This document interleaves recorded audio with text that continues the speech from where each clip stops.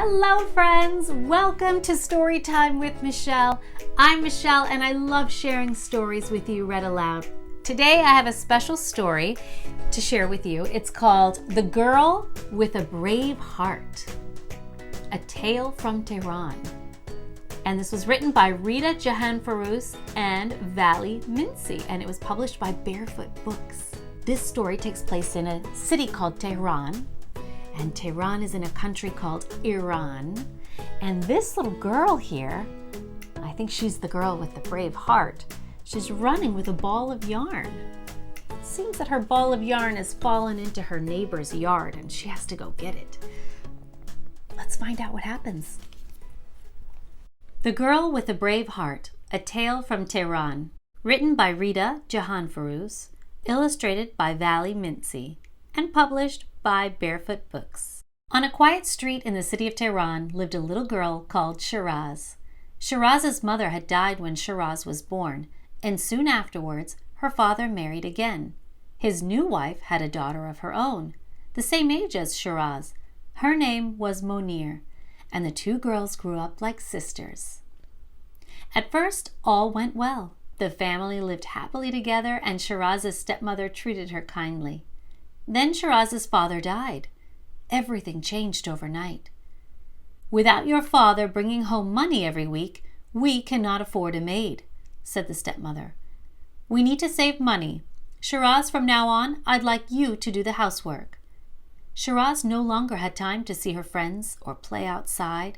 Instead, she spent her days cooking and cleaning, washing and ironing. She missed her father terribly, but she knew she could not bring him back. This story starts one autumn day when Shiraz had finished all her chores. She had cleaned the house and washed and ironed the clothes. Whenever she had a little time to herself, Shiraz liked to go and sit on the balcony at the top of the house. On her knees lay a ball of wool she had found among the few things that her mother had left her.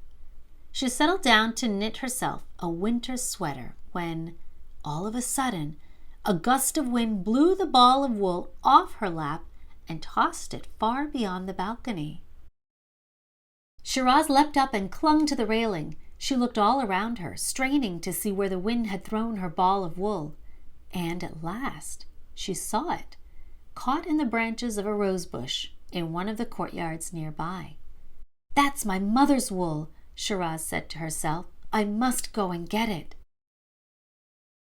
Shiraz shivered, and not just because she was cold. She studied the path from her home to the strange garden and set off to ask for her ball of wool back. She knocked loudly on the front door. She waited, but there was no answer. She knocked again. After a long time, a small window in the top of the door opened just a slit, and a pair of eyes stared down at her. "What do you want?" asked an old lady's voice. "Hello, my name is Shiraz. Please excuse me," Shiraz said nervously. "My ball of wool has fallen from our balcony into your garden. Please, could I have it back?" The eyes looked Shiraz up and down suspiciously. "I will give you your wool, but on one condition," the old lady said. "You must do a few chores for me, jobs I cannot manage on my own. Then you will get your ball of wool back." "That would be a pleasure," Shiraz replied. She was used to hard work, and all she wanted was to have her mother's wool. The door creaked open, and an old lady with wild and dirty long hair appeared. She hadn't washed her face, her dress was filthy, and her nails were long and curved. Shiraz's heart beat fast. She wanted to run away, but she stayed where she was. "This old lady has kind eyes," Shiraz said to herself. "She looks scary, but I expect she has just forgotten how to look after herself properly." "Are you coming in or not?" asked the old lady impatiently. Shiraz stepped slowly inside. She could not believe how dirty and smelly the house was. The old lady showed her the way to the kitchen. Plates, cups, pots, and pans, all crusty with rotten leftovers, were piled high in the sink. The old lady gave Shiraz a heavy hammer I want you to smash all the dishes and the draining board and the sink. Smash everything, she said. Then she left. Shiraz took a look around and put the hammer down on the stool in the corner. Then she set to work. She washed all the dishes, she scrubbed the sink, and she mopped the floor. Then she filled a pot of water, lit the fire, and prepared soup with some vegetables that she had found in a basket in a cupboard. When the kitchen was clean and tidy, and everything was in its right place, she went to look for the old lady. "I have finished," she said.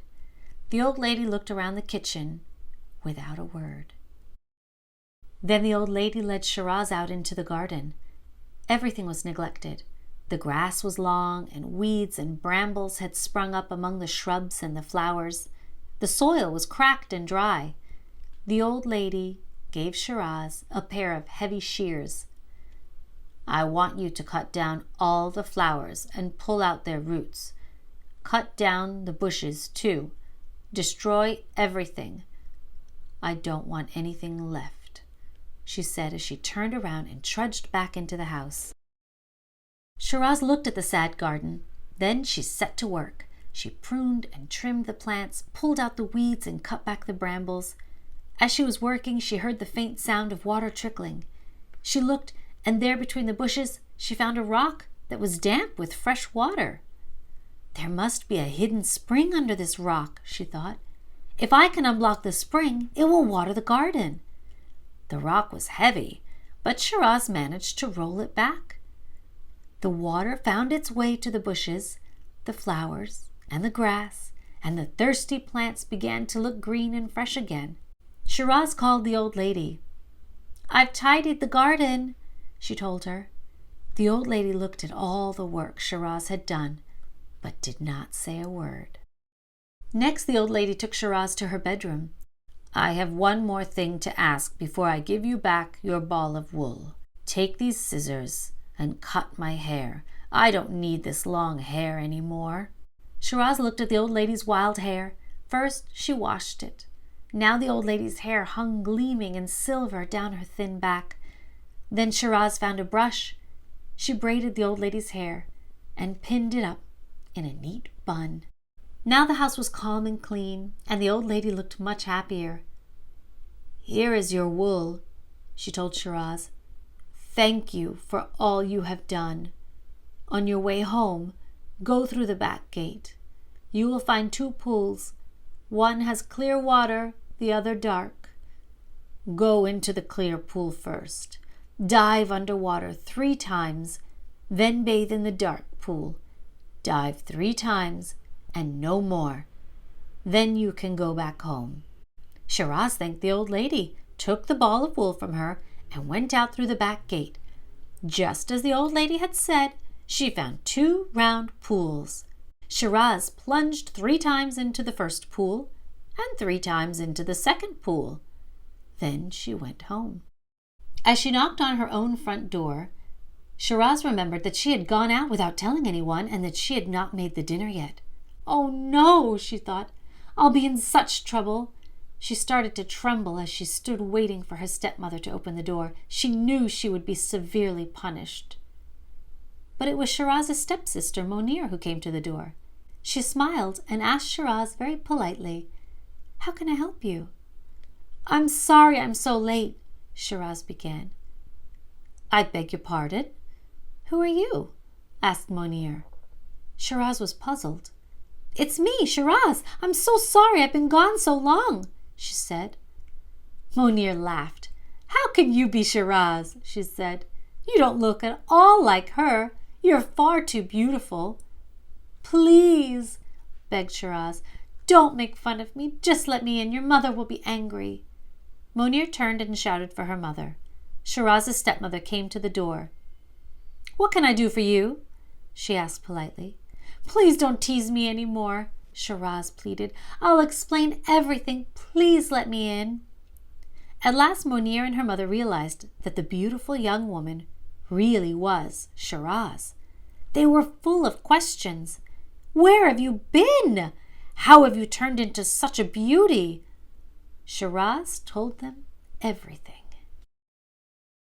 The next day, Shiraz's stepmother went to the market and came back with 2 bags full of wool. Shiraz showed her the old lady's garden. Her stepmother began to throw the balls of wool wildly in all directions. One ball flew through an open window and into a bowl of porridge.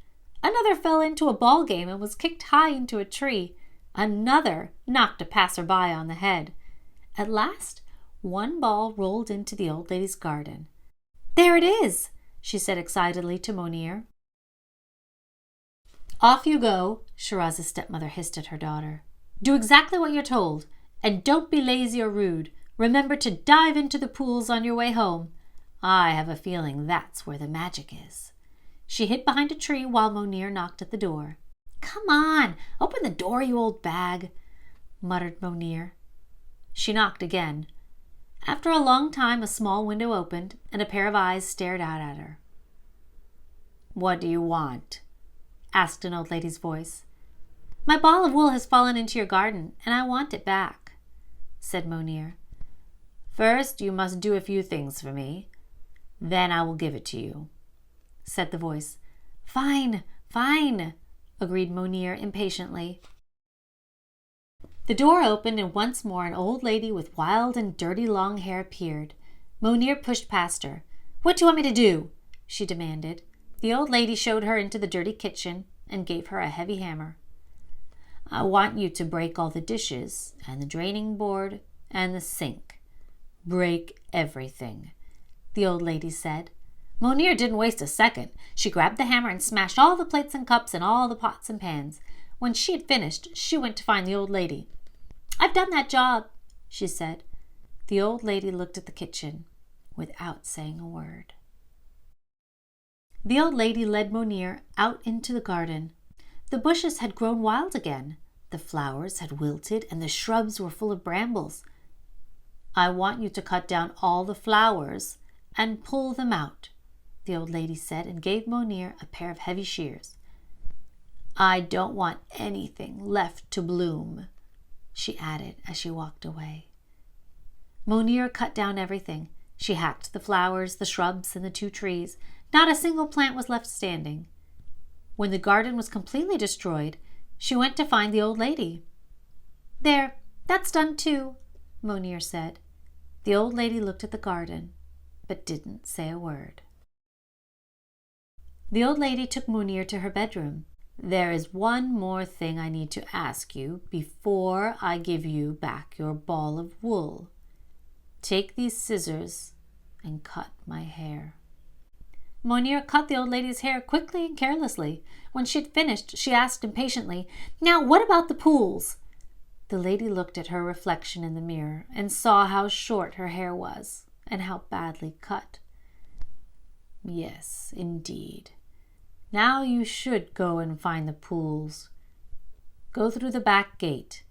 You will find 2 round pools. One has clear water and one has dark. Swim in the dark pool first and dive under its water 3 times. Then swim in the clear pool and do the same. 3 times, no more," the old lady reminded Monir. "Then you can go back home."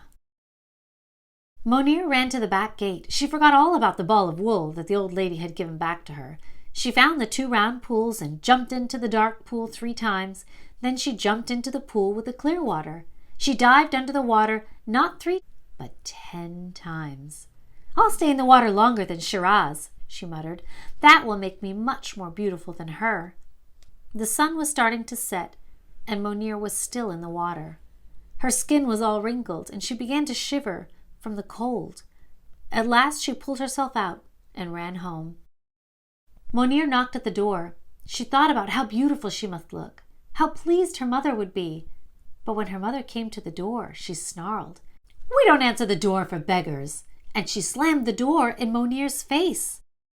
Monir tried again. "Stop bothering me, you disgusting creature," her mother shouted this time. "Mother, it's me," sobbed Monir. At last Monir's mother realized that this really was Monir standing at the door, even though she looked hideous. Her hair hung limply around her ears, her eyes were mean and small, and her skin was gray and rough. "Tell me, you ungrateful wretch!" she screamed at Shiraz. "You came back from the old lady's house looking more beautiful than before. How is it that Monir looks so different and so hideous?" I don't know." Shiraz was staring at her sister, shocked by what she saw. "Is there something you didn't tell us about your visit to the old lady?" shouted the mother. "I told you everything," Shiraz answered. "And you, Monir, did you do exactly as you were told?" "Yes, mother, I did exactly what was asked. She told me to destroy the kitchen, and I destroyed it. She told me to destroy the garden, and I destroyed it. She asked me to cut her hair, and I cut it." The house fell silent. "I am sorry," whispered Shiraz. "Sorry about what?" snapped the stepmother. "I am sorry about Monir." "So what did you do differently?" the stepmother and Monir shouted at the same time. Shiraz remembered her afternoon with the old lady. She remembered how she had cleaned the kitchen and done the dishes, how she had made some soup. She remembered watering the garden and then braiding the old lady's silver hair. At last Shiraz replied, "The old lady asked me to destroy everything too, but I didn't. I listened to her heart, and I did what I thought she wanted me to do." Many years passed. Shiraz and Monir grew up. People found the hidden garden with its tangled bushes and overgrown trees.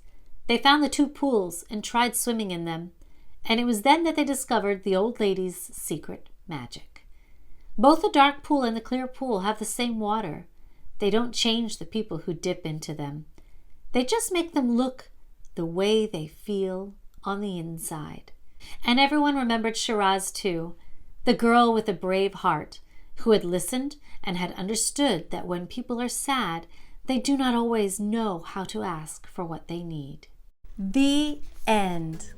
Well, that was a very special story about a little girl named Shiraz who was brave and kind and generous and very thoughtful. I hope this story inspired you. And if you did like it, please click on the thumbs up for the video and remember to subscribe to the channel.